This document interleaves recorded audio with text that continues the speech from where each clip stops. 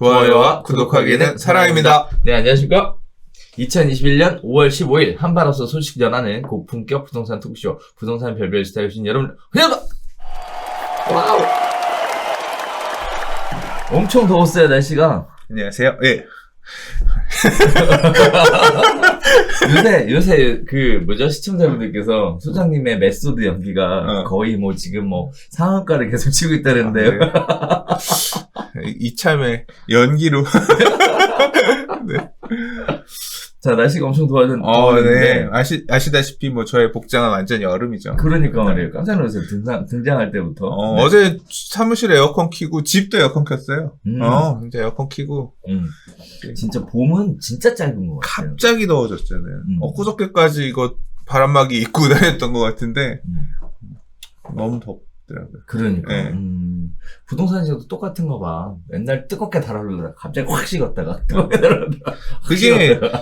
그게 시장의 기능을 작동시키지 않아서 그래. 그러니까 인위적인 규제가 너무, 그러니까 사람들도 계속 점프, 이걸 자꾸 보는 거지, 자연스러운 이게 없이, 좀 밀고 땡기고 이런 게 없이 정책에 따라서 확 갔다가, 나온대! 확 죽었다가, 또, 아닌가? 내가 잘못 파는 이 지금이라도 사야 되나 해서 하면 물건도 시장에 몇 개 없으니까, 시장 기능이 제대로 작동 안 해서 물건이 별로 없으니까, 또 몇 개 팔리면 내가 샀어야 되네? 또 들어가서 내가 딱 잡으면 또 정책 나온다 해서, 또 금방 떨어지겠네? 계속 이 반복이죠. 정보를 다 막아야 돼. 응? 정보를 다 막아야 돼. 그죠. 4차 산업 혁명의 시대에, 정보를 먹는다는 게 어딨어요. 그럼 모르고 넘어갈 건데. 정보의 물결의 시대인데, 정보를 얼마나 남들보다 내가 더 빨리. 양질의 좋은 정보를 갖고, 좋은 자리에 선점하느냐, 대응하느냐가, 지금의 삶, 앞으로 삶의 핵심인데. 맞아요. 네네. 그래서 그 정보의 양이 결국은 만들어내는 하나의 부작용 같은 거죠. 네. 자, 아무튼, 쓸데없는 소리 그만하고요. 바로 별별 이슈 진행해 보도록 하겠습니다. 자, 첫 번째 소식 진행해 보도록 하겠습니다. 자, 얼마 전에 송영길 의원이 LTV 90% 완화하겠다라는 의지를 거듭 밝히면서 시장에 큰 기대를 모았는데요.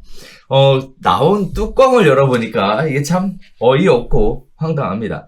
자, 무주택자의 LTV는 90%로 완화를 할 수 있지만 무주택자의 DSR은 완화가 없다. 결국은 소득이 적으면 그림이 떡이다 라는 얘기 나오고 있습니다. 자, 현재 서울 등 투기지역, 투기과열지구 주담대는요, LTV 40%가 적용되고 있습니다. 다만 부부 합산 연소득이 8천만원 이하인 무주택자가 6억 이하 집을 살 때는요, 10% 가산해서 LTV를 50%까지 허용해 주는데요. 이를 90%까지 올려준다 라고 지금 계속 얘기를 해왔습니다. 그래서 민주당 부동산 특위 실수요자 대출 규제 완화 의지가 강한 만큼 LTV 90% 완화를 기대를 했는데요. 이렇게 되면 집값의 10%만 있으면 90%를 대출받아 살 수 있다라는 의미가 됩니다. 그런데 무주택자의 LTV를 90%까지 완화하더라도 소득기준 대출 규제인 총부채 원리금 상환 비율 DSR 40% 규제는 무주택자에게도 동일하게 적용한다라는 방침이 지금 세워지고 있습니다. 무주택자 LTV 규제 완화 역시 소득으로 갚을 수 있는 만큼만 대출해준다라는 의미인데요. 결국 DSR은 모든 가계대출의 1년치 원리금 상환액을 연소득으로 나눈 값을 의미하고요. 연간 원리금 상환액이 연봉의 40%를 넘으면 추가 대출을 해주지 않는다라는 얘기입니다. 즉 연봉 5천만 원 직장인이 서울에서 6억 아파트를 산다고 가정하면 DSR 40%를 적용하면 연간 원리금 상환액이 2천만 원을 넘을 수 없다는 얘기인데요. 자, DSR 40% 규제에선 적어도 연봉 6천만 원은 되어야 6억짜리 집을 살 때 LTV 90% 최대 한도까지 대출을 받을 수 있는 계산이 나오게 됩니다. 자, 서울 아파트 중위 가격이 최근 10억 원을 육박한 상황에서 LTV 90%를 완화해줘도 DSR 40%가 묶이면 소득이 낮은 직장인이 살 수 있는 집은 상당히 제한될 것으로 예상이 되는데요. 서민 실수요자가 맞벌이가 아닌 이상 소득이 많은 경우가 드물기 때문에 송 대표의 LTV 90% 완화 대책이 실효성이 있을까에 대한 의문이 계속 제기되고 있습니다. DSR 40%로 묶고 LTV 90%까지 완화한다면 실수요자 내 집 마련에 정말 도움이 될까에 대한 의구심이 있는 상황이고요. 현실적으로 선거의 참패에 의해서 불가능한 것을 마치 가능한 것처럼 이렇게 해서 하는 말장난 아니냐, 정치인들의 말장난 아니냐, 이런 식의 얘기도 나오고 있는 상황입니다. 자, 대출이 완화가 되면서 수요 증가로 인한 집값 상승에는 굉장히 제한적으로 영향이 미치게 될 것 같은데, 결국 현재 수준을 유지하는 거 아니냐, 이런 식의 이야기들도 나오고 있는 상황입니다. 자, 어떻게 보셨어요? 대출 규제 완화. 또 이 내용의 핵심은 그거죠. 네. 소득이 좀 있으면서 집 사고 싶은 사람은 무주택자는 대출 많이 받아서 살아, 그 얘기잖아요. 그렇죠. 그러니까 이 DSR이라고 하는 DSLR 말고 왜 자꾸 카메라에 관심이? 그러니까 말이야. 네. DSR은 차주를 기준으로 형이 너 한 달에 네. 버는 돈 빤한데 그걸로 이자랑 원금이랑 상환하는 거 너무 부담되면 대출 하지 못하게 형이 알아서 좀 관리해줄게. 이게 DSR이라 그랬잖아요. 맞아요. 이제 LTV라고 하는 건 은행 입장에서 봤을 때 네가 돈을 잘 갚으면 좋겠지만 못 갚는다고 하더라도 못 갚으면 우리가 경매 넘겨서 못 받은 대출이랑 이자랑 받을 거니까. 네. 그게 이제 LTV라는 맞아요. 개념인 거고, 예전까지는 LTV 중심으로 봤지만 지난 가계부채 대책에서 DSR의 기준을 좀 더 많이 보기로 한 거죠. 그래서 지금 내용에 따르면 그거죠. LTV, 그러니까 어차피 담보가치, 은행 입장에서 이 집이 이자를 안 내, 얘가. 그러면 경매 넘겨가지고 회수하세요. 이제 그 기준을 90%까지 완화하게끔 하겠다. 근데 이건 은행 자체적으로 볼 때 90%를 다 안 할 수도 있을 것 같아요. 제 생각에. 왜냐면 LTV 90이면 이런 적이 없어. 없죠. 내가 제 기억으로 2000년대 초반 진짜 풀어줬을 때도 LTV가 80% 정도였거든요. 네네. 그럼 90%까지는 하더라도 은행 자체적으로 뭐 한 60에서 80 사이 마무리 풀어줘도 그 정도. 왜냐하면 경매로 파는 물건들은 시가보다는 좀 매력이 있어야 경매로 나가는 거니까. 맞아요. 그러니까 좀 약간 보수적으로 보는 걸 봐서 조금 조절할 것 같고. 아무튼 LTV는 열어줄 테니 대신 DSR은 유지하겠다는 얘기 뭐냐면, 소득이 어느 정도 되는 사람 중에서 대출을 좀 많이 받아서 사고 싶은 사람들은 길을 이렇게 한번 터줄게요. 그러니까 결국은 전면적인 대출 활성화 이런 게 아니라 지금 이 시대가 가지고 있는 어떤 정부 간섭의 끝판왕까지는 아니고 해왔던 방식의 또 하나를 그냥 보는 거예요. 그러니까 지금 이 사회는 각자 도생의 시대다. 부동산 정책뿐만 아니라 교육도 마찬가지인 것 같고, 교육도 우리 수시 이런 게 사람마다, 옛날에는 정시가 많았고 이런 거는 그냥 시험 쳐가지고 수능 점수 높게 나오면 순서대로 대학 가는 그런 거였다고 하면, 요새는 수시라고 해서 나한테 맞는 학교, 과 이런 걸 골라가지고 그걸 위해서 준비해서 가고, 그러니까 이게 구분 져져 있잖아요. 근데 주택 관련한 정책도 거의 그렇죠. 청약도 보면 나는 어떻게 가야 되냐. 옛날 같으면 그냥 뺑뺑이 돌려서 청약 추첨제로 해가지고 갔다고 하면, 지금은 나는 어떤 게 유리할 거냐. 주택 공급할 때도 생애 최초 물량 얼마, 신혼부부 물량 얼마, 그다음에 특별 공급 중에서도 다자녀 물량 얼마, 기업 직원 물량 얼마, 노부모 부양 물량, 그런 식으로 다 해가지고 나한테 맞는 걸 찾아가서 공부해갖고 그거 가게끔 지금 돼 있잖아요. 맞아요. 가점도 나한테 될 만한 거, 또 이게 또 수도권 물량으로 가면 이게 경기도 물량, 기타 물량, 해당 지역 물량을 알려가지고 계속 공부해서 가야 되잖아요. 맞아요. 대출 받을 때에도 15억 초과집은 안 되니까 난 뭘 사야 되나. 그것도 대출 가격도 집 가격에 대해서 구간으로 나눠가지고 봐야 되는 거고. 그러니까 지금 그런 하나의 구간을 만들어준 거죠. 그러니까 모든 사람한테 다 적용되는 건 아니고, 지금 말씀드린 것처럼 내가 소득은 좀 되는데 대출은 좀 땡길 수 있었는데 LTV 때 못 땡겼던 사람들, 그 사람들한테는 혜택이 되는 거고, 나름대로 분석을 했겠죠. 이 사람들 지금 돈은 되는데 어차피 돈은 좀 소득이 어느 정도 되기 때문에 대출만 땡기면 좀 어프로치를 하고 싶은데 그것 때문에 못하고 사다리를 못하고 있었던 주택의 유주택자의 사다리를 못 건너가고 있었던 요 사람들한테만 사다리 하나 남겨주면 얘네가 좀 불만을 줄이면서 우리한테 좀 내년에 표를 주지 않을까, 이런 마음으로 좀 신경 써라서기보다는 네. 그러니까 전면적인 어떤 그건 아니고 딱 봐도 그렇잖아요. 뭐 대출을 완전 풀어주겠다는 아닌 거고 그렇죠. 그쪽에다만 조금 사다리를 동아줄을 내려드릴게요. 그 정도로 보면 되지 않을까 싶습니다.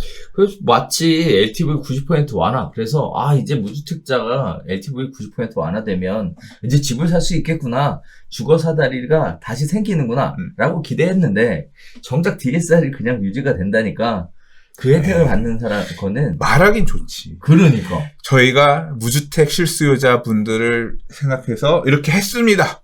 얘기를 하면 네. 일단은 노력하고 있는 모습은 보이잖아. 네. 정책적으로는 근사해 보이잖아. 네. 그럼 된 거지 뭐. 그러니까. 그리고 나중에 뭐 얘기 나오면 어디 가서 얘기할 때 노력하고 있다.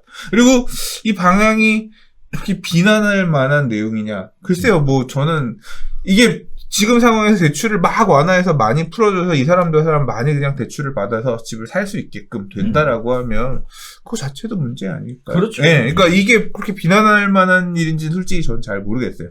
많이 살 수 있게끔 허들을 낮춰놓으면 결국 지금 올라있는 집을 누가 받아줘? 그 사람들이 영끌해서 다 받아주면서 그렇죠. 이 가격을 공고해주는 역할을 해줄 거 아니에요. 그러니까 맞아. 물건 가진 사람 입장에서는 좋지. 내 물건 비싸게 팔고 엑시트할 기회가 수요에 물꼬가 트인다라면서 좋겠지. 그러나 그 선을 어느 정도 차단하고 싶어서 이제까지 수요 억제를 위해서 대출 규제를 이렇게 빡세게 했던 상황인 거잖아요. 네. 그러니까 뭐 이 정책 하에서는 또 그렇다고 해서 이제까지 했던 걸 완전히 손바닥 뒤집듯 엎어가지고 전면적으로 앞으로 대출 많이 해주겠습니다라고 갈 수는 없는 거지. 그러니까 대외적으로 포장을 이렇게 하면서 차다리를 이렇게 내려줄 수 있는 데는 좀 제한적으로. 그러니까 명분을 세우는 거죠. 무주택이면서 돈 잘 버는 사람. 네 돈 소득이 많으니까 앞으로 대출 좀 많이 받아도 열심히 뭐 40년 걸려서 갚을 수는 있을 거 아니냐. 이제 이런 쪽에만 주겠다라고 하는 어떤 생각을 바탕으로 해서 한 게 아닌가 싶어요. 자, 그래서 기대하셨던 분들이 있었을 텐데 실망이 컸을 것 같아요. 한편으로는 뭐 이번에 살 수 있지 않을까 했는데 결국은 소득이 있는 사람만 살 수 있다는 걸로 왜 그렇겠어요? 형이 친절하게 네가 돈이 없는 걸 알고 그렇게 해준 거잖아. 나라 형이 너 돈 없는 너 힘들어 임마 인생. 넌 새 살아 임마. 아니면 나라에서 임대 아파트 너를 위해서 너 같은 동생을 위해서 지금 열심히 임대 아파트 짓고 있잖아. 또는 청약해 임마. 30년 동안 청약해서 당첨되면 30년 뒤에 네 집으로 될 수 있는 거. 뭐 이런 거 줄게. 뭐 이제 이런 식으로. 말하면서도 씁쓸하다. 그러니까. 혹시나 했는데 역시나로 끝난 이번 무주택자 DSR 죄송합니다. 네. 무주택자 DSR 완화 대책. 자, 막상 뚜껑을 열고 보니까, 네, 아무것도 없었는데요. 아무것도 없지는 않다. 제 의견은. 오케이. 저는 네. 혜택을 받는 사람들 입장에서는 기회가 될 수도 있다. 네. 그래서 실망감이 좀 크신 분들도 많을 것 같습니다. 자, 두 번째 이야기 가볼게요. 전세 시장이 심상치 않습니다. 뭐, 계속 이야기 드려왔는데요. 자, 100주 연속 전세 가격이 오름세가 지속되고 있습니다. 한 번도 꺾인 적이 없는데요. 서울 아파트 전세가는 2019년 6월 셋째 주부터 이달 둘째 주까지 100주 연속 상승세를 기록하고 있습니다. 서울 전세 가격이 2014년 6월부터 192주 연속 상승한 가장 오랜 기간, 상승세를 기록하고 있는데요. 서울 아파트 전세난에 서민들의 고통이 가중되고 있습니다. 자, 집주인이 보증금을 3억 4천만 원으로 올려주지 않으면 실거주하겠다라고 통보를 해서 사람들은 집값이 이미 너무 많이 올랐지만 보증금을 올려주느니 내 집을 대출받아 산 뒤에 이자를 갚는 게 나을 것 같다라는 생각으로 옮겨 타고 있는데요. 자, 보시는 것처럼 지금 그래프에 보면 정부가 뭔가 방을표를 할 때마다 전세 가격이 쭉쭉쭉쭉쭉 치고 올라가는 모습들이 지금 보여지고 있습니다. 막 어마어마하게 그래프가 나와 있는데요. 또 서울 아파트 전세 보증금별 비중 변화를 보면 시간이 지나가면 지나갈수록 지금 고가 아파트에 대한 부분들의 전세가 늘어나고 있는 것들이 보여져요. 아파트 가격이 올라가는 것도 올라가는 거지만 전세 가격도 그만큼 많이 올라갔다라고 생각하시면 될 것 같습니다. 자, 그러다 보니까 결혼식에 맞춰 전세를 구하려고 했지만 전세가 더 오를 것 같아 빌라라도 급히 계약했다라고 말하는 신혼부부들이 굉장히 많고요. 저렴한 전세 매물이 줄어들면서 새로 전월세 시장에 진입하려는 청년층도 아파트 대신 빌라, 전세 대신 월세를 선택하고 있는 상황입니다. 임대차법 시행을 기점으로 월세가 많아지고 중저가 전세는 큰 폭으로 줄어드는 상황인데요. 여기에 이례적인 일이 있었죠. 지난달에 강남구, 마포구, 강동구 등 일부 지역 전세 가격이 소폭 하락세를 나타내기도 했습니다. 하지만 이는 마포구에는 마포 프레스티지자이, 강동구, 고덕자이 등 대단지 아파트 공급이 일시적으로 늘어났기 때문에 전세 물량이 늘어나서 전세가 주춤하는 모습도 보여줬는데요. 자, 그러나 지금 이러한 상황은 앞으로는 기대하기 어려울 것 같습니다. 자, 전세 가격이 더 올라갈 수밖에 없는 이유에 대해서 많은 분들이 회자해서 이야기하고 있는데, 일단 첫 번째는요, 입주 물량이 감소하고 있습니다. 자, 1분기 1만 1140채였던 올해 서울 아파트 입주 물량은 2분기 5659채, 3분기 7938채, 4분기 4919채 등으로 줄어들고 있습니다. 하반기로 갈수록 심해지고 있기 때문에 이와 같이 물량 공급이 없으니까, 입주 물량 공급이 없으니까 결국은 전세 공급이 없어서 가격이 더 올라갈 것이다, 이렇게 예상하는 경우가 많고요. 또 하나, 6월부터 재건축을 추진 중인 반포주공 1단지에 4천여 가구의 이주가 계획되고 있는 상황입니다. 이주 수요가 생기게 되면 매수나 또는 전세 수요가 폭발적으로 증가할 거라고 보기 때문에 이 4천여 세대의 수요를 또 어떻게 할 것이냐라는 부분이죠. 자, 마지막으로 세 번째는요, 보유세 증가, 즉 조세 전가 부분입니다. 전세를 월세로 전환하기 때문에 결국은 전세 매물이 더 줄어들 수밖에 없는 이런 식의 이야기하고 있습니다. 서울 월세 비중이 전세를 추월하고 있는데요. 서울의 월세가요 31.3%, 전세가 26.2%로 확연하게 역전 현상을 보여주고 있는 상황입니다. 자, 이 세 가지 이유 때문에 전세 가격이 앞으로도 계속 올라갈 것이다 라고 이야기하고 있는데요. 자, 전세 가격이 올라가면 매수로 전환되는 거 아닌가? 라는 생각도 하게 될 거고요. 거기에 따라 현재 전세를 거주하고 있는 분들은 전세 가격 상승에 대해 앞으로 이제 뭐 한 1년 이내에 도래하시는 분들, 이런 분들은 어떻게 해야 되는지 참 걱정이 말이 굉장히 클 것으로 예상이 되고 있습니다. 또 한편으로 이런 얘기들도 나오고 있어요. 중심 지역에서 뭐 자녀 교육 문제 때문에 이렇게 해서 전세로 들어갔는데, 이제 전세 가격이 올라가면 이사 갈 데가 없어서 지금이라도 빨리 인근 지역이라도 먼저 옮겨가야 되는 거 아니냐, 이런 식의 이야기들 나오는데, 사실 자녀 교육 문제로 중심 지역으로 이사를 갔다가 불가피하게 전세 가격 상승으로 해서 이사를 가야 되는 상황이 발생하면 참 안타까운 일이 될 것 같습니다.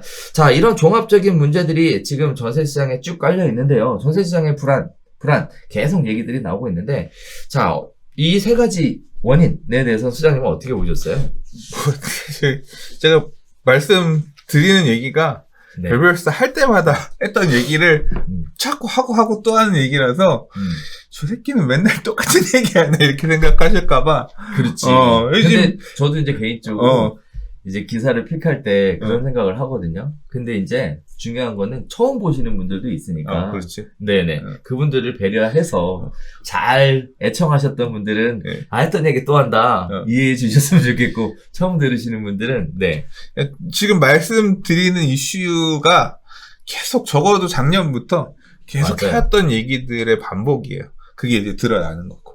올 상반기에는 임대 가격이 조금 안정화되는 모습을 보이다가 이제 좀 불안한 모습을 앞으로 보일 거다. 그 이유는 올해 입주 물량들의 상당 부분이 상반기, 특히 1, 4분기에 많이 몰려있고, 그 물량들이 어느 정도 해소되는 시점부터 본격적으로 서울 안에 전세 가격 문제가 발생할 수 있다.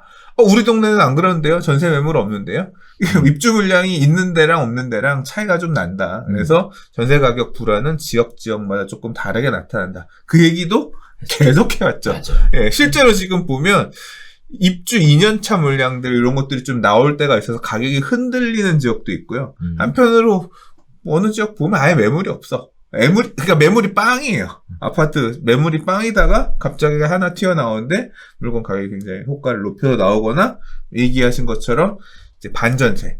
보증금은 그대로지만 월세를 맞아요. 좀 끼는 형태의 물건 나오고 이제 이런 것들이 좀 겹쳐서 있는 것 같고 지금 뭐 기사에서도 설명이 잘 됐지만 올 상반기 입주 물량이 있었던 뭐 마포라든가 강동이라든가 뭐 그런 지역들 같은 경우는 조금 그런 안정세가 보이다가 이제 끝나면서 지금 이제 분위기가 어떻게 될지 모르겠다 이제 그런 얘기가 있는 거고 그러면 이렇게 그리고 2021년 부동산 시장 어떻게 될 거냐 이런 얘기를 할 때 뭐 작년에 저도 이 얘기 많이 했던 얘기인데 또 반복해서 별별 수다에서 했던 얘기예요.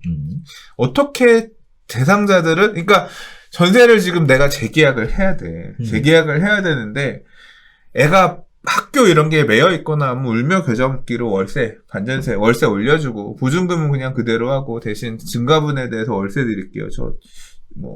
애 학교 졸업할 때까지만 몇 년만 더 있게 해주세요. 요청을 하던가 계약갱신 요건을 쓸 수 있으면 범위 내에서만 올리고 거주할게요. 하든가 또는 뭐 주인이나 그럼 들어올 거야. 그러면 좀 월세 올려드릴게요. 그러니까 조율하면서 어쩔 수 없이 살아야 되는 분들은 그렇게 살 수밖에 없지만 그렇지 않은 사람은 어떻게 할 거냐. 제가 뭐라고 말씀드렸냐면 사는 걸 고민을 해야죠.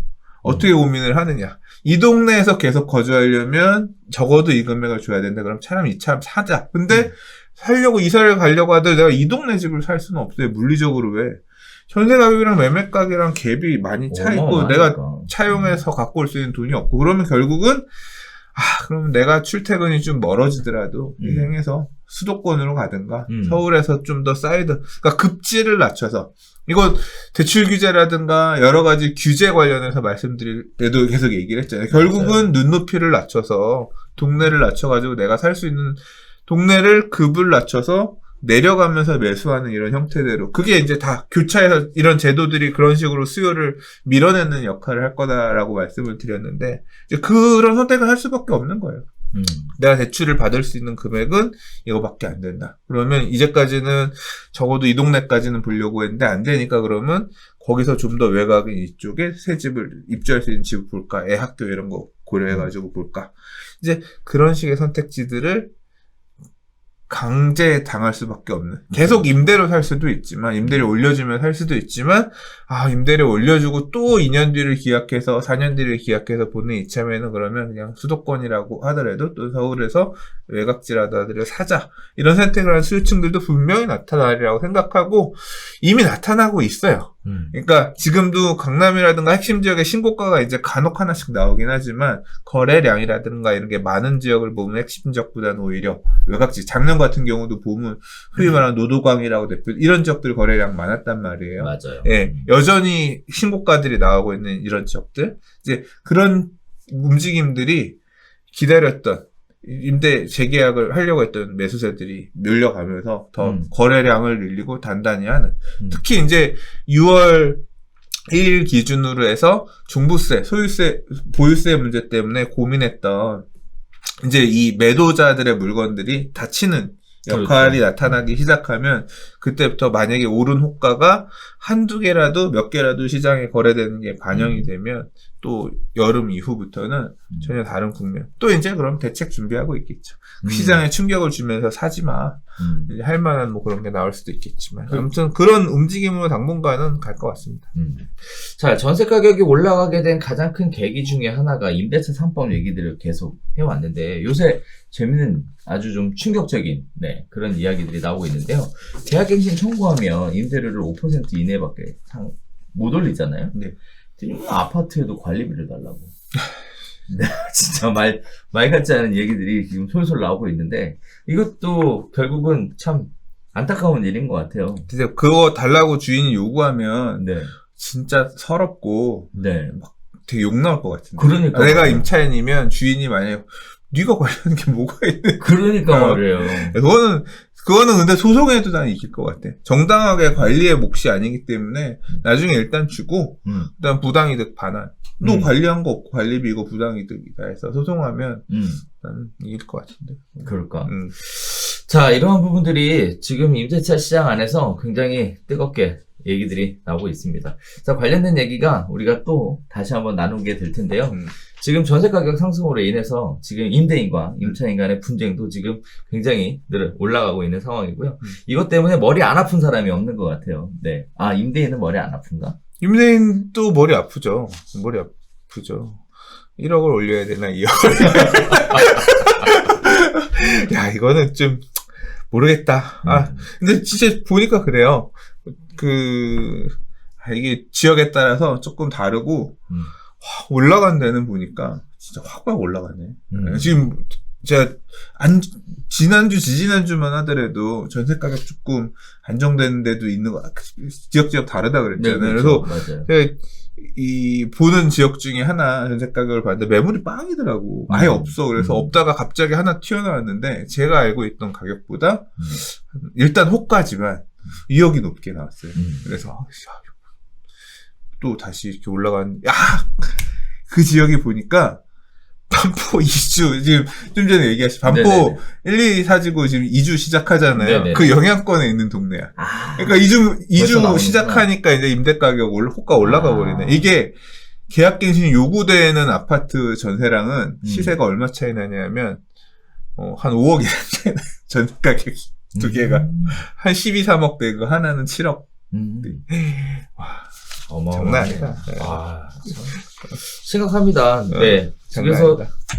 그래서 지금 서울 아파트 전세 난 때문에 서민들의 고통이 가중되고 있는데요. 정책을 만들 거면 이제 예상이 되는 거잖아요. 정책을 만들 거면 좀 빨리 만들든지 뭔가 선제적인 대응이 필요하지 않을까? 아무것도 하지 말아야지. 지금 부분 알잖아. 아니 뭐 하겠다고 해서 지금 다 이 작살이 났는데 아무것도 하지 말고 아니 좀 그분들이 채찍 휘두르는 거 좋아하시니까. 네. 아무것도 하지 말고 좀 그만두면 안 되겠니? 네. 자, 세 번째 이야기 가보겠습니다. 공공재개발 후보지에 빌라 신축이 골머리를 앓고 있다는 얘기인데요. 무슨 얘기인지 한번 볼게요. 신길 1구역, 성북 1구역 등 일부 후보지에서 신축 빌라 건립으로 인한 원주민들이 우려가 높아지고 있는 상황입니다. 자, 2차 공공재개발 후보지는 대부분 정비구역이 해제된 곳입니다. 거기에 따라서 정비구역이 풀리면 건축행위 제한도 사라지게 되는데요. 그렇다 보니까 빌라 난립의 요건을 갖추고 있는 상황입니다. 빌라를 엄청나게 많이 지어질 수 있다는 얘기죠. 공공재개발의 경우 권리 산정 기준일은 2020년 9월 21일이래요. 그 이후 지어진 주택을 사면 입주권을 받을 수 없다고 합니다. 자, 그런데 후보지 곳곳에서는 빌라를 신축으로 분양하고 있는 상황입니다. 그리고 업자들이 사기 분양에도 활용하고 있는 상황이에요. 다시 얘기하면 이 빌라를 분양을 받으면 입주권을 받을 수 없다는 얘기예요. 자, 신축 빌라 소유자들이 많아지면 사업 추진을 위한 3분의 2 동의율에도 제동이 걸릴 것으로 예상이 되고 있습니다. 자, 이러다 보면 이렇게 건축 행위 제한이 사라진 지역에 신축 빌라가 지속적으로 이렇게 많이 공급이 돼요. 이걸 막을 방법이 현재는 전혀 없다는 거죠. 그런데 문제는 이 빌라를 분양 받으시는 분들은 현금 청산된다라는 거예요. 입주권을 받을 수 없다는 얘기입니다. 자, 현금 청산 대상인 신축 빌라를 입주권이 있는 것처럼 속여파는 분양 사기. 이거 진짜 어마어마한 피해가 예상되고 있는 상황이고요. 세력화한 신축 빌라 소유자들이 공공재개발 사업을 지연시킬 가능성도 엄청나게 높아지고 있는 상황입니다. 당연히 반대하겠죠. 이거 피해가 어마어마합니다. 그런데 막을 방법이 전혀 없습니다. 자, 입주권이 나오지 않는 신축 빌라를 공급하는 이유도 참 궁금하고요. 또 건축을 못하게끔 제한을 할 수 있는 방법은 없나? 이런 것도 좀 생각을 해볼 것 같고, 또 하나는 이런 피해자를 좀 없앨 수 있는 방법은 없을까? 결국은 그런 생각을 해보게 되는데요. 어떤 방법들이 있을까요? 사지 마요. 사지 마. 그러니까 이거는 재개발 투자는 단순히 이거는 하나의 진짜 작은 예시 사례에 불과하고요. 재개발 물건 사가지고 청산되는 사례는 엄청 많지. 그거 중에 하나야. 그거 어떻게 자기가 공부하고 그걸 모든 걸 다 공부하고 사든가 모든 걸 다 공부하고 사도 또 청산될 수 있는 경우도 있어요.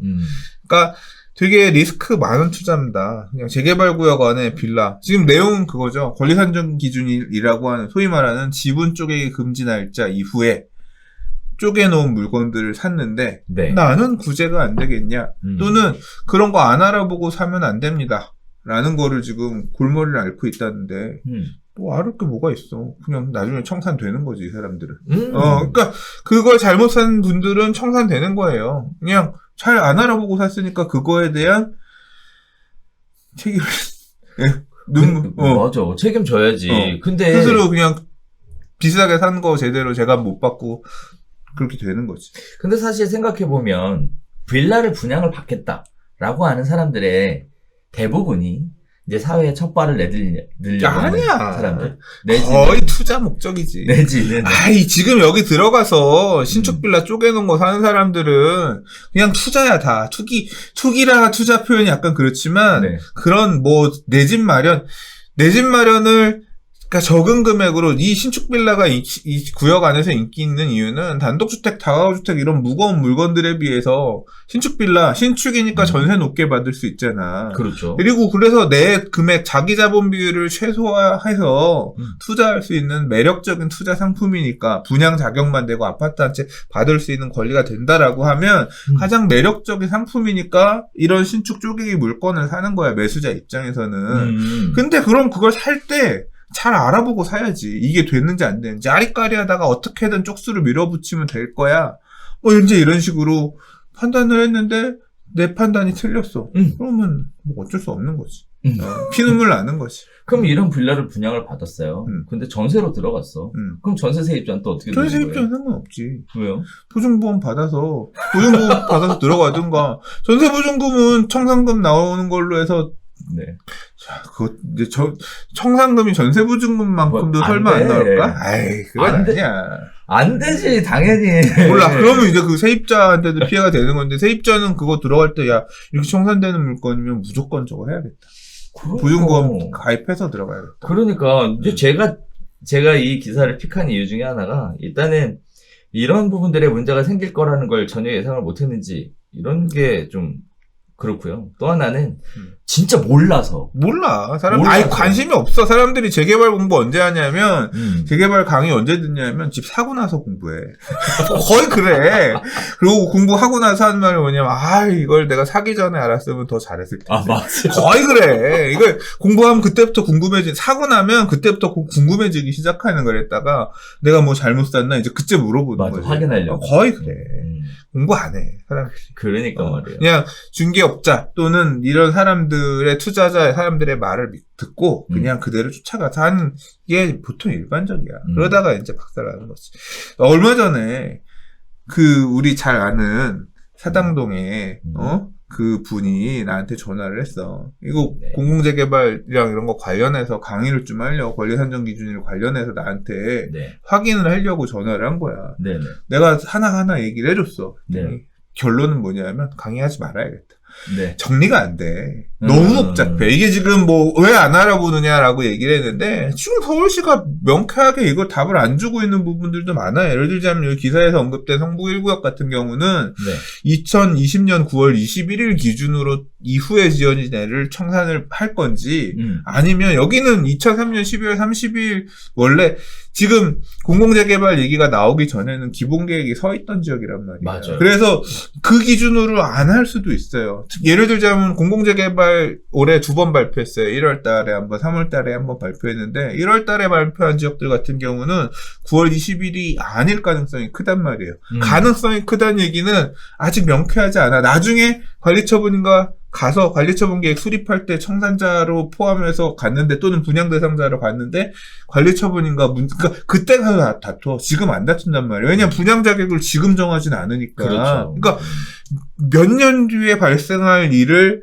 유보해서 지금 판단을 다들 안 하는 거야. 지금 실제로 서울시에다가 또는 국토부에 질의를 하면 이 분양 자격은 서울시 조례로 다루는 거니까 서울시에 물어보라고 한단 말이에요. 그럼 서울시에 그렇죠. 물어보면 그거는 구청에서 구청에 관리를 할 물어봐야지. 거니까 관리처분 계획 인가권자는 구청장이니까 구청에 물어보세요 이런다. 그럼 구청에다 물어보면 이거는 잘 모르겠다고. 몰라. 아직 지금 관리처분인가 나면 그때 얘기하고 뭐 이런 식으로 나와. 이럴 것으로 추정됩니다 정도까지밖에 얘기를 안 해. 그리고 그렇게 얘기를 했다고 그 답변은 담당자가 있다고 하더라도 실제 몇 년 뒤에 관리처분인가 내는 사람은 그때가 사람 바뀌고 얘기했다고 그렇죠. 하더라도 저희 판단이 틀렸어요. 이러면 많은 거라서 다 지금 복잡하게 엉켜있는 상황이에요.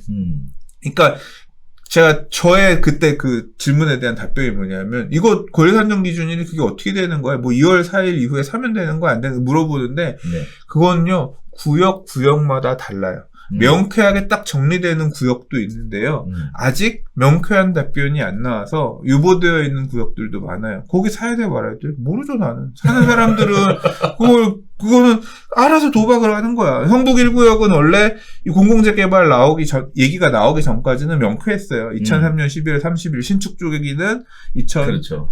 2008년 7월 30일 그 다음에 그 안에서도 만약에 여기가 지을 때 굉장히 작은 걸 지으면 그 이후에 지어진 신축들도 구제받을 별도의 옵션이 하나 지금 주어져 있는 상황. 근데 그게 아니라 2020년 9월 21일로 이거는 정비 기존의 계획이 없어지고 새로 계획이 세워진 걸로 봐서 종전에 적용 안 받는다 이런 식의 해석이 되면 2020년 9월 21일로 될 수도 있어요. 그러면 이게 바뀌게 되면 그 조례에 대한 경과 규정이 완전히 바뀌면서 소형평형 이런 기준은 사라지고 그러니까 2020년 9월 21일 전에 쪼개낸 애들은 다 분양 대상자가 되고 이 이후에 쪼개낸 애 중에서 좀 물건 큰 애들 그러니까 전용 면적이 큰 애들 이런 애들은 또 다 청산되는 이런 식으로 이 해석이 완전히 바뀔 수 있거든요. 그러니까 그거 그러면 어떻게 해야 돼? 저는 사실 이렇게 아리까리한 거 아예 안 하지. 왜냐면 여기 그렇지, 꼭 여기 투자해야 돼. 투자할 때는 많고 투자 안 해도 되는 건데 이제 들어간 분들 입장에서는 머리 지진나는 상황이 생기는 거지. 그러니까 결국은 그 책임은 투자자들이 다 지는 거야. 이거를 이제 뭐 지금 이제 얘기는 거죠. 기사에서 얘기는 피해자들이 발생한 거 이미 행위가 반복되고 한 것들은 어쩔 수가 없는데.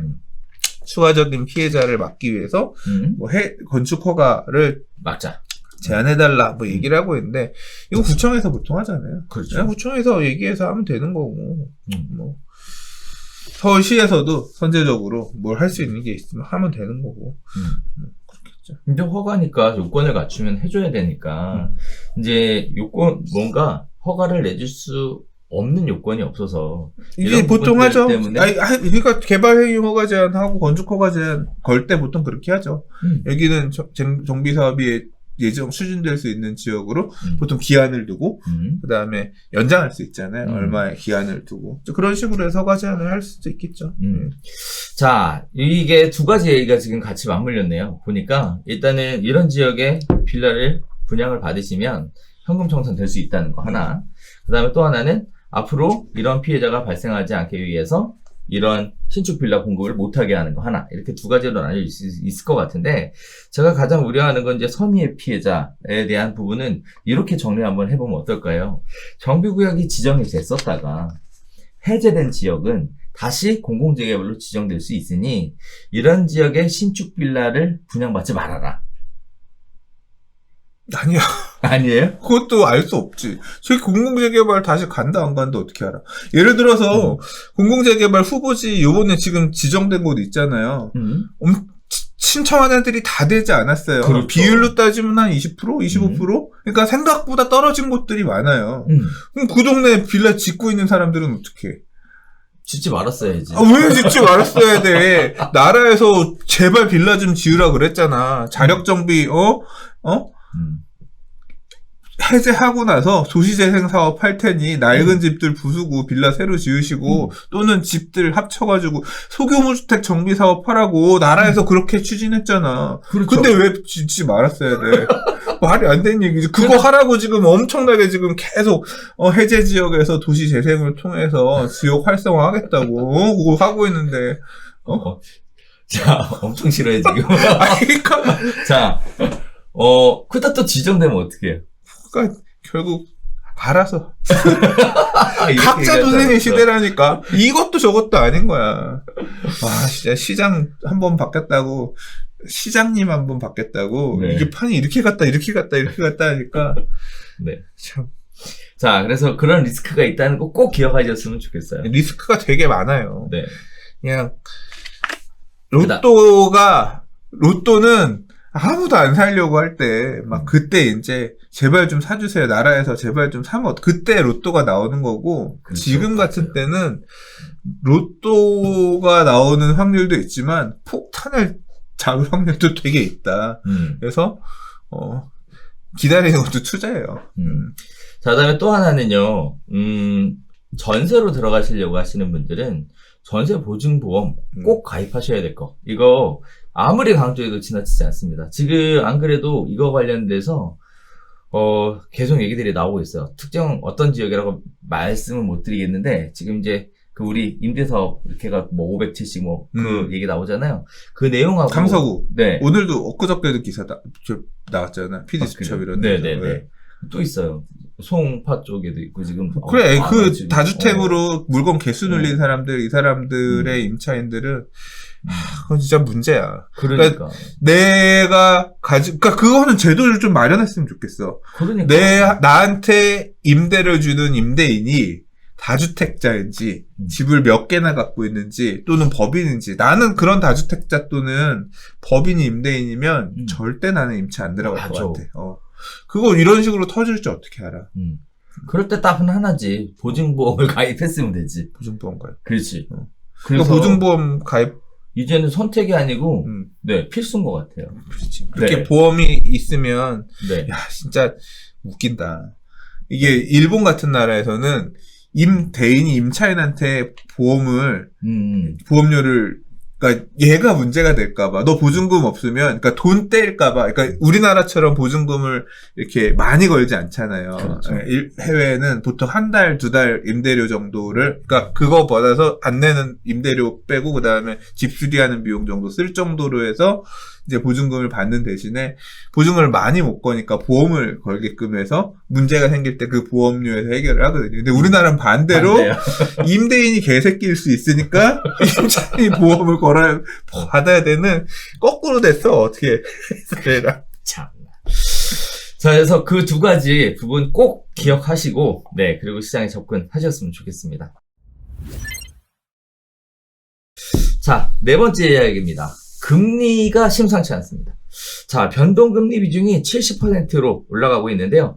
자, 금리가 인상이 되고 집값이 하락하게 되면 아파트 영끌족에 굉장히 큰 문제가 발생할 것이다. 이렇게 얘기 나오고 있는데, 자, 전 세계 상황이 그렇다고 합니다. 지금 거의 유사한 상황인데요. 일단 간단하게 좀 살펴보도록 하겠습니다. 자, 미국 상황입니다. 미국 월스트리트 저널에서요, 11일 NAR, 미국 전미 부동산협회를 인용해서 1분기 전국 대다수 지역의 집값이 올랐고 대도시권 주택의 약 89%는 중위가격이 작년보다 10% 이상 올랐다라고 전했습니다. 또 미 연방주택금융청이 집계한 올해 2월 주택가격 지수는 전년 대비 12.2% 올라 1991년 이후 최고 상승률을 기록했다고 합니다. 자, 원인에 대해서도 우리나라하고 비슷합니다. 저금리, 풍부한 유동성, 주택 수급 불균형, 재택근무 확산에 따른 주택 수요 증가를 주요 원인으로 꼽고 있고요. 최근 미국의 30년 만기 모기지 금리도 2.9%대로 역대 최저 수준을 기록하고 있다고 합니다. 자, 선진국이 그 외 선진국도 유사한 상황입니다. 독일, 베를린 집값도 작년에 11% 넘게 올랐고요. 모스크바, 스톡홀름, 룩셈부르크 등도 두 자릿수 상승률을 보였고요. 호주는 올 들어 3월에만 전국 집값이 2.8% 올라서 1988년 10월 이후 최고 상승률을 기록했다고 합니다. 자, 파이낸셜 타임즈는 영국 주택 시장에 대해서는요, 코로나가 진정되고 주택 공급이 늘면서 가격 상승폭은 둔화하겠지만 올해 말까지는 계속 강세를 보일 것으로 전망하고 있는 상황입니다. 즉, 코로나 사태 때문에 전 세계의 집값이 다 이렇게 큰 폭으로 상승했다라는 일종의 예 같은데요. 뭐 어지간한 곳에서 떠드는 얘기였으면 아마 오늘 주요 토픽으로 선정하지 않았을 것 같은데 지금 발표 나오는 내용들 자체가 굉장히 신빙성 있는 내용들이고 또 아시는 분들 통해서 물어보면 저 유튜브에서도 저도 외국 유튜브를 보면 실제 이런 상황이 벌어지고 있다는 걸 확인할 수 있어서 그래서 꼽았습니다. 자, 우리나라 상황도 유사하죠. 코로나19로 인해서 경기 침체를 막기 위해 글로벌 유동자금이 많아지고요. 미국의 인플레이션 압력이 높아지면서 글로벌 금리 인상 가능성이 더욱 커지고 있는 상황입니다. 거기에 따라 금융권은 선제적인 대응을 하고 있는 상황인데요. 가계대출의 70%를 변동금리, 고정금리가 아니고요. 변동금리로 전환해서 리스크 줄이기에 나선 상태입니다. 즉, 금리가 올라가면 네, 같이 올리겠다는 얘기죠. 자, 한국은행 경제통계 시스템에 따르면 지난 3월 신규 취급액 기준 가계대출 중 변동금리 대출자 비중이 70.7%라고 해요. 변동금리 대출은 금리가 인상되면 이자 부담이 늘어나기 때문에 대출자에게 불리한 상황의 대출을 의미합니다. 자, 이렇게 되면 한국은행의 금리 인상으로 인해 영끌족 집주인은 자산가치 하락과 동시에 금융부담 증가라는 이중고에 직면하게 될 것이다 라는 이런 우려 섞인 목소리가 나오고 있고요. 지난해 서울 지역의 4분기 기준 주택구입 부담지수는 역대 최고인 153.4%를 기록해서 살 사람이 없다라는 이야기들을 계속하고 있는 상황에 금리까지 인상이 돼서 또 주택 공급을 계속하겠다라고 얘기를 해서 3, 4년 후에 주택 공급까지 계속 맞물려 이루어진다면 집값 상승의 기대감으로 버텨오던 것들이 부동산 시장의 전반에 영향을 미치면서 결국은 은행 대출금 일부 상환까지도 고려해야 되는 상황이 발생할 수도 있다. 이런 얘기들이 나오고 있습니다. 자, 금리 인상과 관련된 부분들이 부동산 시장에 미치는 영향은 유동성에 대한 영향을 미친다라는 얘기가 계속적으로 있어 왔는데요. 지금 전 세계 상황을 보면 유사한 것 같습니다. 코로나로 인해서 경기 침체를 막기 위해 유동성 공급을 엄청나게 하다 보니까 시중에 인플레이션 압력 내지는 유동성 자금이 굉장히 많이 흘러다니면서 부동산 시장을 자극했다. 이렇게 많이들 보고 있는 것 같은데요. 이렇게 되면 예상되는 시나리오가 금리가 인상이 되고 주택 공급까지 시작되게 되면 결국 부동산 시장이 굉장히 어려워지는 이런 상황으로 가지 않냐? 이런 얘기들이 나오고 있는 상황입니다. 금리 인상이 당장 시행될 내용인가에 대한 것도 생각을 좀 해볼 필요가 있을 것 같아요. 왜냐하면 아직 코로나19 상황이 끝난 상황이 아니기 때문에요. 자, 대출이 현재 이미 많은 사람들은 이러한 시점에 선제적으로 뭔가 대응할 수 있는 것들이 있는지 이런 것들이 이 기사를 보면서 같이 걱정되게 되는 이런 부분들인데요. 자, 금리 인상. 네, 부동산 시장에 미치는 영향. 계속 얘기 나왔었던 건데 어떻게 보셨습니까? 이제 금리 인상 얘기가 제 생각에는 한 2년 전에 되게 막 큰 우리 많이 얘기했던 떡밥인 것 같아요. 2019년 금리 인상될 거다. 근데 그때 이제 어떤 얘기에서 많이 했었냐면 금리 인상기에도 부동산 값은 올랐다. 떨어진 것만 아니라 실제로 그랬어요. 2000년대 중반에 금리는 계속 올랐거든요. 그러다가 이제 나중에 금융위기 오고 나서 되게 높은 수준이었던 금리를 아주 그 당시에 이제 우리나라만 망한 게 아니라 전 세계적으로 힘들어지니까 미국에서 이제 돈 풀기 금리 계속 내리고 돈 풀기 시작하면서 이제 좀 숨통이 트여졌는데 그래서 이 금리가 올라간다고 해서 바로 부동산 시장에 뭐 찬바람이 불고 그러지는 않았었다. 과거에는. 그래서 앞으로도 뭐 꼭 단순히 2019년에 금리가 인상된다고 하더라도 부동산 가격이 그렇게 막 폭락 이렇게까지는 되지 않을 거라고 생각을 했고 결과적으로 보면 그때 사실 금리 인상 얘기는 아무도 안 했죠. 왜냐면 실제 인상되지도 않았고 더 떨어졌으면 떨어졌지 맞아요. 오르진 않았단 말이에요. 0.5%인가 올렸다가 네. 저 이제 그게 결과적으로 뭐 코로나가 있기 전에도 그런 상황이었단 말이에요. 금리를 쉽게 올리지 못할 상황이다.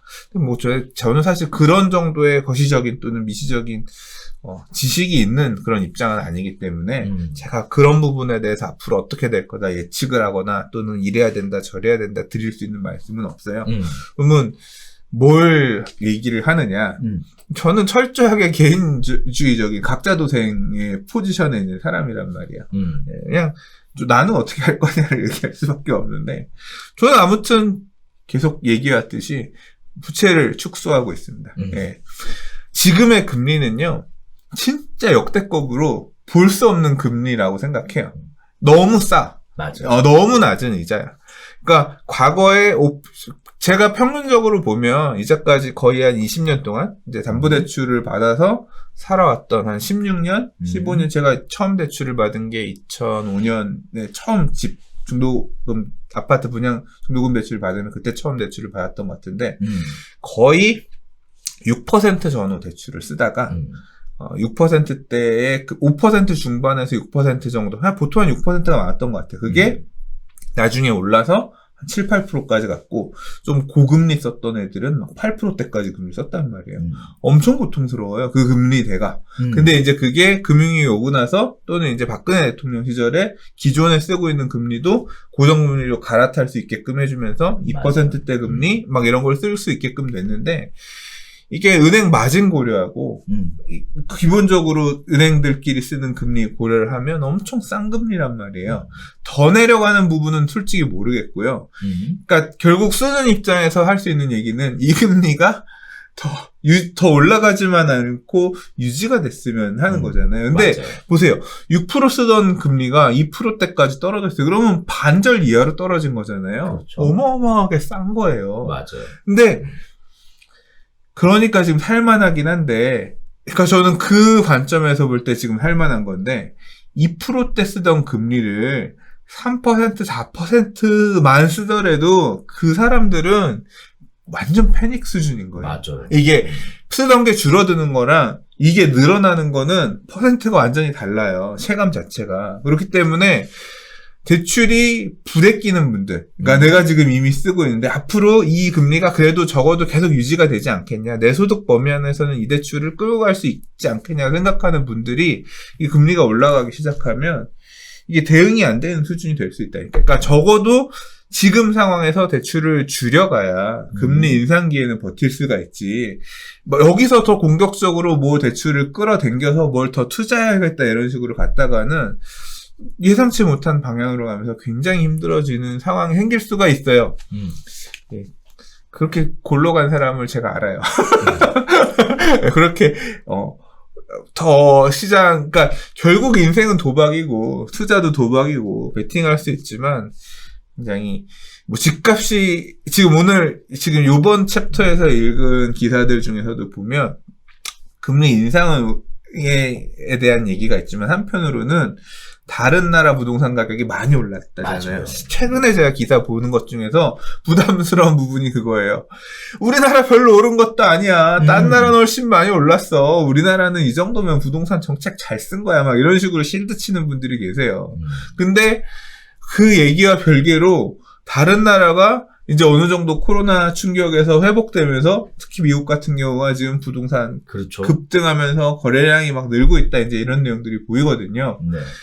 그것 때문에 지금 집을 안 사고 움츠렸던 우리나라 국내 수요가 다시 한번 불을 뿜으면서 우리나라 집값이 덜 올랐어? 그럼 이제 더 올라야 되는 거야? 하면서 난 더 올라갈까봐 사실 그게 겁이 나는데 좀 이제 안정화됐으면 좋겠는데 또 남아있는 영끌 수요, 마지막 수요가 불태우면서 한 번 더 급등하면서 또 이 부동산 장의 마지막을 장식하는 거 아닌가 겁이 나는데 낙차. 예, 막차. 이제 그 한 번에 또 다시 용솟음이 남아있는 건 아닌가 겁이 나긴 합니다만. 그러나 지금 뭐 기사에서 얘기한 것처럼, 그러니까 저는 앞으로 뭐 한 번 더 가격이 올라갈지 또는 금리 인상이 있을지 없을지 모르겠으나 저는 보수적으로 대비하고 있다. 제가 뭐 전세금 올려받기로 한 거 말씀드렸잖아요. 빚 갚을 거라고 얘기했잖아요. 이제 빚 좀 갚고 일부는 좀 현금을 들고 있어야 될 것 같아요. 이게 현금을 들고 있어야 되는 이유는 이 대출이 줄어 있어가지고 다시 못 끌어당기잖아요. 그렇죠, 네, 그렇죠. 근데 자꾸 또 이게 뭔가 불안하면 나라에서 뭐 하겠어요. 또 세금 올릴 거 아니에요. 세금은 대출 받아서 낼 수가 없어요. 실제로 지금 대출이 잠겨 있어가지고 보유세 못 내면 집 파세요 막 이렇게 말하는 분들이 계시잖아요. 맞아요. 대출 받아서 세금을 내고 싶은데 대출을 안 해주니까 대출도 안 돼. 그러니까 세금을 적어도 한 1, 2년, 2, 3년 내기 위한 현금을 좀 쌓아놓고 살아야 되는 거 아닌가. 어떤 변화가 있기 전까지는 그런 우려가 살짝이 드네. 그래서 알아서 각자 마련되는 자금에 대해서는 운영할 방법에 대해서 찾아야 되는 것 같고, 뭐 기본적인 방향은 저는 대출 축소 줄여가면서 일단 금리가 올라갈 수도 있다라는 생각에서 조금 제 부담을 줄여가려고 계속 이렇게 대비하고 있습니다. 네. 이게 적어도 저는 한 2, 3년 전부터 매년 갚았어요, 대출. 작년에도 갚았고, 그 전에도 갚을 수 있는 범위 내에서 갚았고, 그랬습니다. 네. 맞아요. 자, 금리가 인상이 될 것이다. 라는 것은, 네, 일단 확실한 사실인 것 같아요. 다만, 언제 인상될 것이냐, 음. 얼마나 인상될 것이냐, 그것만 남은 것 같거든요. 왜냐면 더 내려갈 수가 없기 때문에, 네, 그 정도 상황이라고 보면 될 것 같습니다. 거기에 따라서 이미 예견된 사실이라면, 우리 소장님처럼 보수적으로 뭔가 좀 대비를 하시는 이런 준비들을 좀 하셔야 되지 않나 싶고요. 지금 시점에 진짜 다시 뭐 이렇게 골수를 뽑아가지고 뭔가 이렇게 불을 지르는 이런 일은 좀 자제해야 되지 않나? 이런 생각이 좀 들어요. 물론 소득 수준이 많아서 DSR 40% 받아서 충분히 커버하고 남는 분들이야 모르겠지만 그렇지 않다면 너무 무리하는 건 좀 아니지 않나? 라는 그런 말씀 같이 드려보겠습니다. 자, 5번째 이야기입니다. 임대차 대전 시즌2입니다. 오, 이게 무슨 대전이야? 그리고 또 시즌2야? 뭐 이런 얘기들 생각하실 텐데요. 자, 집주인은 세입자 몰래 집 팔고, 세입자는 방 뺄 테니까 5천만 원 내놔라. 뭐 이런 식의 얘기들이 나오고 있습니다. 임대차법 갈등 2라운드가 시작됐는데요. 6월 1일 과세를 앞두고, 네, 더 심해지고 있는 상황입니다. 자, 세금 부담을 줄이고자 집을 팔려는 집주인과 계속 거주하려는 세입자들이 대립하면서 갖가지 꼼수가 난무하고 있습니다. 집주인은 세입자가 계약갱신 청구권을 사용할 수 없도록 몰래 집을 팔아버리는가 하면 세입자는 매매 거래를 방해하거나 위로비 수천만 원을 요구하는 식으로 응수하고 있는 내용인데요. 자, 일단 첫 번째.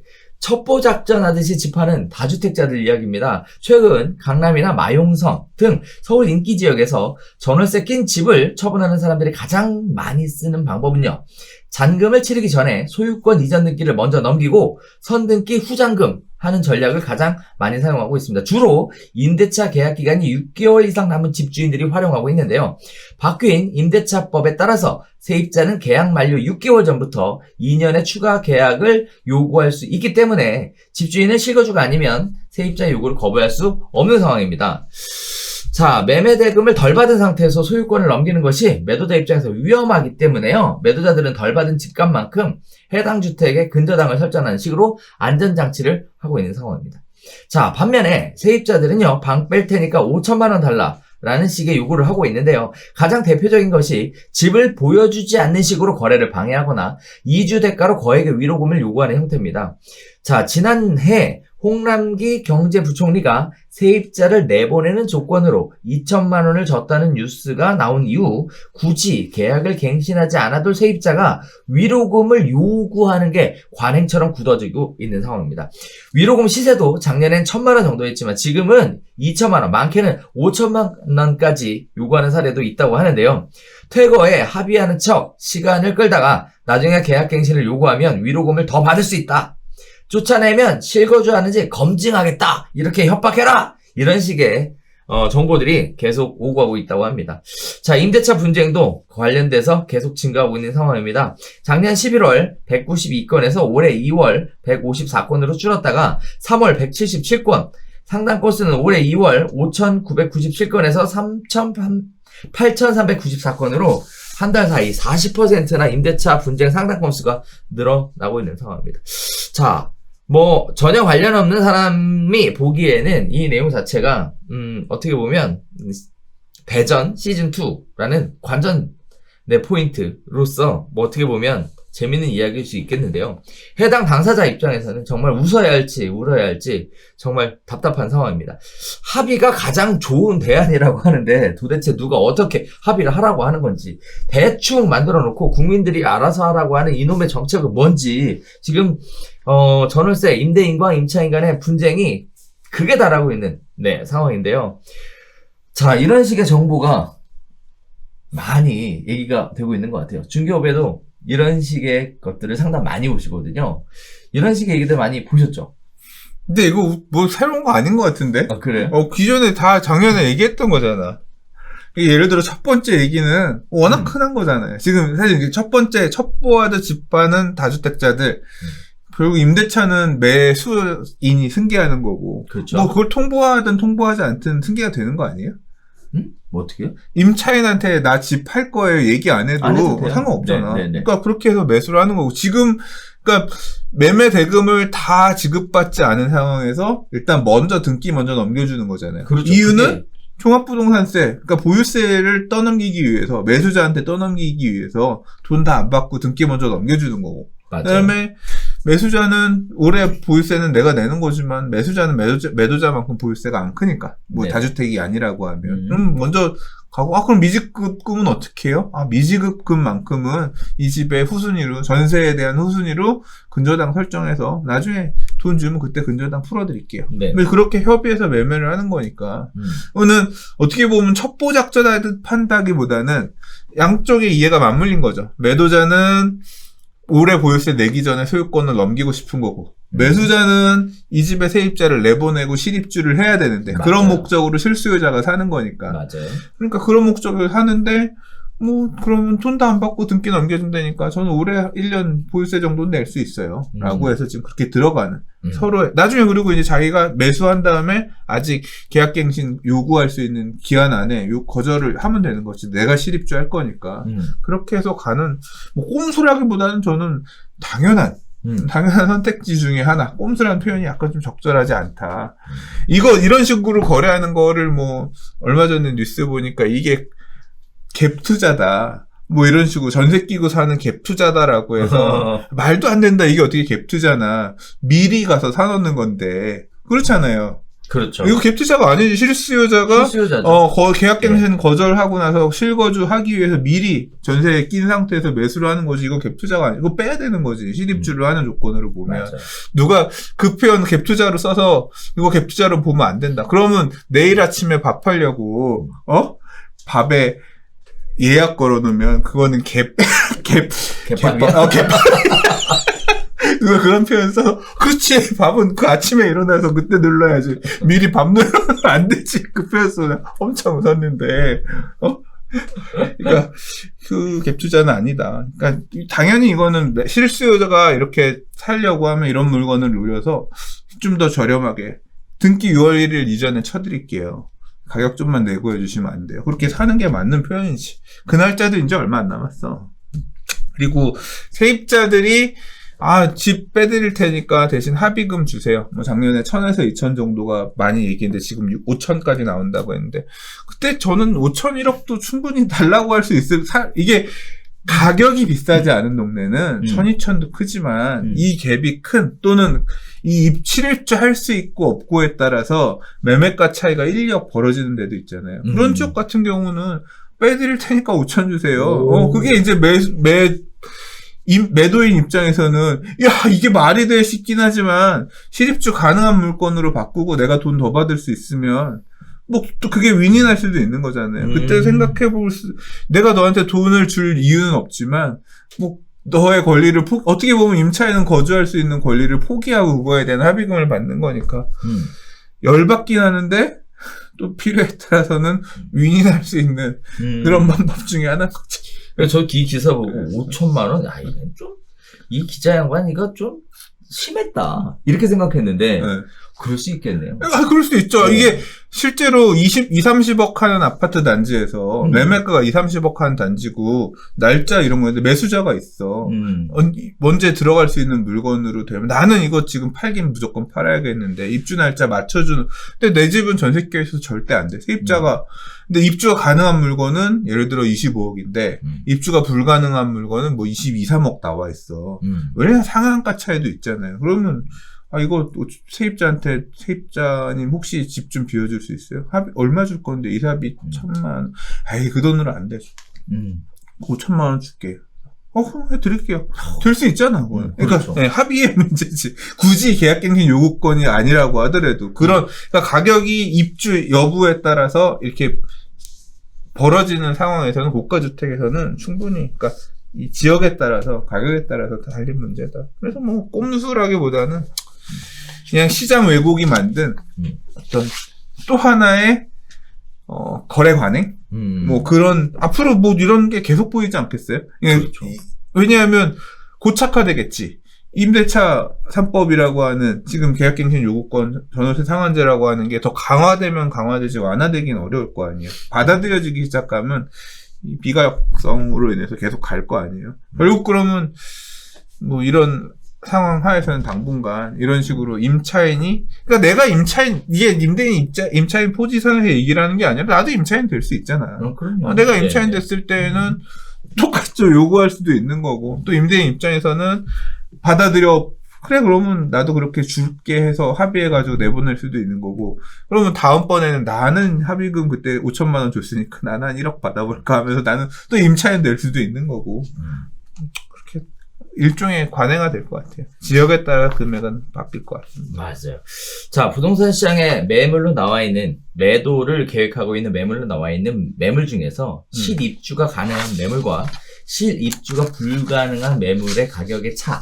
결국 그 차의 일부가 세입자한테 들어갈 수 있다. 위로금 형태로. 이렇게 보면 될 것 같습니다. 그러니까 가격 차이가 많으면 그리고 많은 그것도 부분. 있고요. 네. 제가 이게 임대차, 이번에 계약갱신 요구권이 포함된 임대차 보호법이 나오면서 이 얼마를 손해배상으로 할 거냐, 합의금 쪽으로 할 거냐에 대한 부분도 명문화된 게 있잖아요.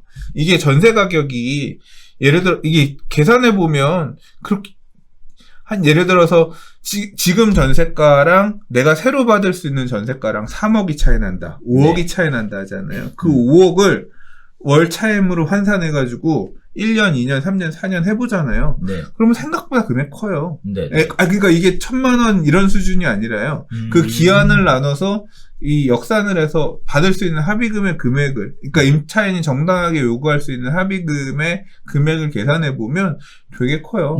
그게 한 5억 차이 난다, 6, 7억 차이 난다 그러면 2년만 하더라도 한 3, 4천만 원 나올걸요. 그러니까 그렇게 생각하면 그 기한을 돈으로 사서 나는 하는 거니까. 그러니까 합의금의 범위가, 제가 이거 계산해 봤어요. 제 거 가지고 계산을 해볼 때, 그때 한 1,800인가 나와서 3억 정도였는데, 2년 뭐 한 1,800인가 나왔던 것 같아. 정확한 건 아니에요. 그냥 저 대충 계산했던 거니까. 야, 그러면 이 정도 합의금 정도는 줄 생각하고 내보내야 되는 건데.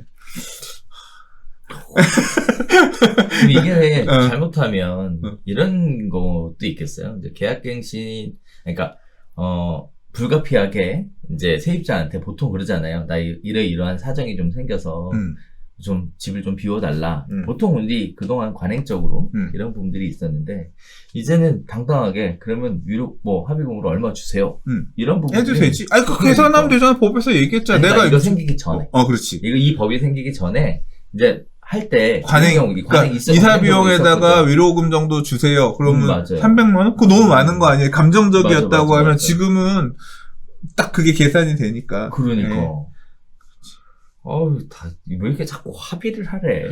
그게 4%에서 2.5% 월 환산 차임이 2.5로 줄어가지고 금액이 늘어나는 거야. 줄어드는 거. 수학 어렵다. 아무튼 복잡합니다. 네. 네. 자, 이렇게 각자의 입장에서 각자에게 가장 유리한, 네, 우리 소장님 강조하시는 각자 도생의 방법으로. 각자 도생. 예. 네. 내가 임차인이면 많이 요구해. 내가 임대인이면 그 최악의 가능성을 열어놓고 잘 협의하는 거야. 그러니까 아는 범위 안에서 얘기하고 원래 계산하면 최대한 내가 2천까지는 줘야 되는 건데, 내가 임대인 입장이면 그건 너무 커요. 한 1,000만 원까지는 맞아. 어떻게 안 될까요? 이렇게 잘 해서 가는 거고, 내가 임차인 입장이면 사장님 이거 2천만 원은 이게 법에서 얘기하고 있는 거예요. 한 2천에서 저도 뭐 상황 고려해서 저도 또 가는데 손해가 그만큼 발생하니까 한 1,800 정도에 이렇게 해서 그냥 내가 유리한 쪽으로 다. 그러니까 각자 최고의 케이스, 이게 항상 제 살면서 그래요. 저도 지금도 또 지금 약간 그런 거 하나 얽혀 있는 게 하나 있는데 이슈가 발생했을 때 최상의 케이스, 최악의 케이스를 가져가고 어디서 마무리 지을 거냐 이걸 좁혀나가는 그런 방식으로 사는 거죠. 그럼 뭐 다들 변호사가 돼야 되겠어요? 변호사가 아니라. 아니, 그러니까 본인들이 자신의 협의를 유리하게 이끌기 위해서. 그렇지. 그거는 삶의 지혜지. 기본으로 갖춰야 되는. 꽉 막혀서 살면 안 되지. 항상 최상의 케이스, 최악의 케이스를 가정하고 플랜 A, B, C, D를 만들어서 플랜에 따라서 나 혼자 결정하는 게 아니라 상대방과의 이거에 따라서 만들어지는 거니까. 그런 ABC를 안 하고 사실 무리하게 욕심내다가 깽값 많이 물어봤어, 저도. 제가 사실 이 기사를 보면서 가장 안타까운 건 그거예요. 협의를 자꾸 하라 그러잖아요. 협의. 제가 확실하게 아는 건 뭐냐면 협의가 되는 사람이 있고요. 협의가 안 되는 사람이 있어요. 그리고 또 본인의 주장이 강한 사람이 있고, 주장이 그닥 강하지 않은 사람이 있거든요. 궁극에는 다 분쟁으로 가더라고요. 그러니까 그게 예를 들어 협의가 안 되는 사람이 뭐야? 플랜 A, 이 최악 중에 최악이잖아. 그죠? 이 최악을 내가 할 거냐 말 거냐만 결정하면 되는 거야. 그러면 이게 예를 들어서 내가 이것까지 못하겠다고 하면 자존심 상해서 안 되겠다고 하면 이제 돌아가는 거지. 내가 너한테는 넌 그냥 계속 살아라. 내가 이 집 관련해서 뭐 안 하겠다. 하면서 이제 돌아가야 되는 거지. 그러니까 결국은 내가 선택할 수 있는 카드가 그 경우에도 있긴 있는 거야. 아, 최악을. 최악을 선택하고 그냥 감수부 임차인 이런 임차인 만난 거 또는 이런 임대인 만난 거. 네. 그러니까 그래요. 임대인도 그렇게 그지 같은 임대인. 저도 막 경험 많아요. 우리 시험 봐야겠다. 뭐 임차인 적성검사하고 임대인 적성검사. 이게 복불복이라서 내가 원하는 저 자리에 임대인이 좋은 사람일지 나쁜 사람일지 어떻게 알아? 나쁜 사람이면 안 들어가? 아니야, 내가 들어가서 이득을 누릴 수 있으면 들어가는 거잖아. 뭐 상가 이런 쪽에서는. 그렇죠. 자, 그래서 자꾸 뭐 싸우라고 이렇게 부채질하는 것 같아서 사실 그게 좀 마음에 안 들었습니다. 뭐 각자 입장에서 부동산을 하다 보면 이런 말이 있거든요. 그냥 좋은 게 좋은 거라고.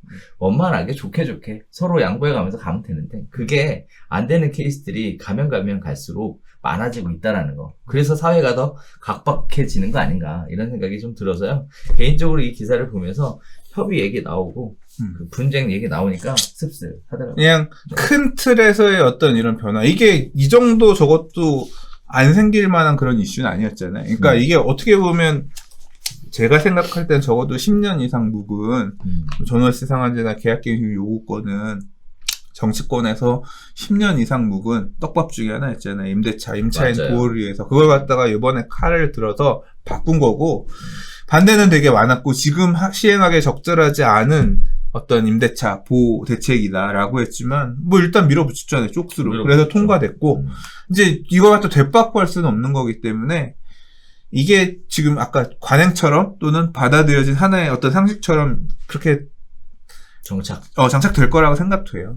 그러니까 이게 지나고 나면, 그러니까 과거에는 2년 마찬가지로 2년 임대차 뭐 예를 들어 6개월만 계약했어도 2년은 그냥 무조건 맞아. 임대한 걸로 봐줘. 지금 우리 관행처럼 다 당연히 정책상 받아들이고 있지만 당시에는 야 계약 6개월 썼는데 어떻게 2년이야. 엄청 그 갈등이 컸겠죠. 맞아요. 이게 받아들이고, 뭐, 또 시간이 지나면 묻어내지지 않을까. 어느 정도 이제 지금 혼란도 좀, 되지 않을까 싶습니다. 자, 오늘 15일 스승의 날입니다. 네. 그래서 평상시에 존경하는 스승님한테 연락도 하시고. 오늘 그러네. 네. 그리고 6월 1일자가 네, 부동산 시장이 엄청나게 큰 날입니다. 이제 딱 보름 15일 남았습니다. 네. 네, 이 두 가지 말씀드리면서 오늘 저희가 준비한 소식은 여기서 인사드리도록 하겠습니다. 자, 날씨가 굉장히 좋으니까요. 네, 따뜻하게 잘 보내시면 좋겠고 너무 여름이 빨리 오는 거 아닌가라는 우려도 있지만 슬기롭게 현명하게 대처하시면 좋겠습니다. 저희는 다음 주에 새로운 소식 가지고 다시 찾아뵙도록 하겠습니다. 감사합니다.